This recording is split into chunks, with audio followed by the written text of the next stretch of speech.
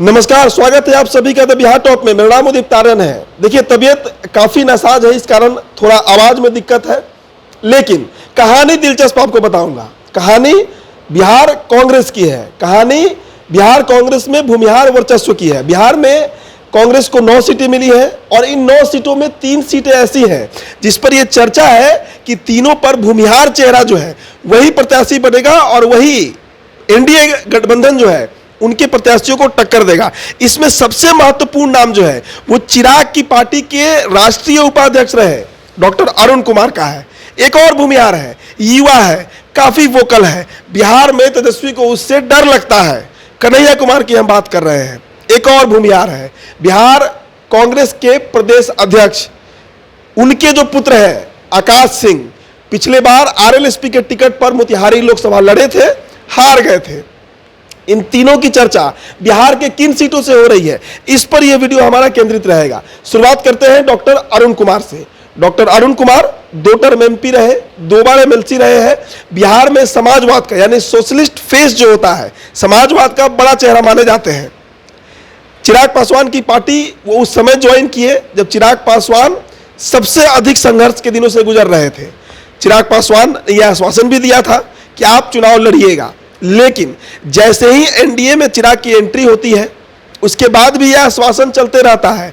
और जिस दिन 5 सीट फाइनल होता है चिराग पासवान का, उस दिन जिस तरीके से दूध से मक्खी निकालकर फेंका जाता है, वही रवैया डॉक्टर अरुण कुमार के लिए चिराग पासवान ने अपनाया। ये शब्द डॉक्टर अरुण कुमार के ही है, हमारे ही चैनल पर उनका इंटरव्यू है, आप सुन सकते हैं। अब देखिए, इसके बाद लगातार ये चर्चा होते रही कि डॉक्टर अरुण कुमार जो है वो जहानाबाद से निर्दलीय लड़ सकते हैं। जहानाबाद उनका संसदीय क्षेत्र भी रहा है, 2 बार वहां से सांसद भी रहे हैं। मतलब साल 1999 से 2004 और 2014 से 2019 2 बार जहानाबाद को वो रिप्रेजेंट कर चुके हैं, तो उनके जहानाबाद लड़ने की संभावना बहुत अधिक थी। लेकिन अब जो खबर आ रही है ये बड़ी खबर है।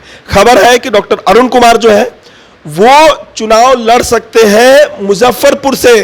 मुजफ्फरपुर सीट महागठबंधन में कांग्रेस को गया है और कांग्रेस से उनकी बातचीत चल रही है। यह खबर आ रही है निकलकर सामने। हो सकता है कि अगले 1 से 2 दिनों में इसका ऐलान भी हो जाए। देखिए, कल यानी बीते शनिवार को प्रेस वार्ता होना था, प्रेस कॉन्फ्रेंस होना था। मीडिया में एक खबर आ गया था कि डॉक्टर अरुण कुमार ऐलान कर सकते हैं जहानाबाद को लेकर, लेकिन प्रेस कॉन्फ्रेंस के कुछ ही घंटे पहले उसे स्थगित कर दिया गया, जिसके बाद ये सवाल उठने लगा कि क्या अरुण बाबू चुनाव नहीं लड़ेंगे। लेकिन अब जब 24 घंटे बीत चुके हैं तो जो अपडेट आ रहा है कि अरुण कुमार जो है, अरुण सिंह जो है, वो मुजफ्फरपुर लोकसभा चुनाव कांग्रेस के सिंबल पर लड़ सकते हैं, संभावित प्रत्याशी है। बात बहुत आगे तक बढ़ चुकी है। चलते हैं भागलपुर लोकसभा सीट। भागलपुर की चर्चा इसलिए कर रहे हैं, अजीत शर्मा वहां से ताल ठोक रहे थे कांग्रेस नेता, लेकिन जो केंद्रीय कांग्रेस कमेटी है दिल्ली से यह फरमान है कि कन्हैया को बिहार में लड़ाना है।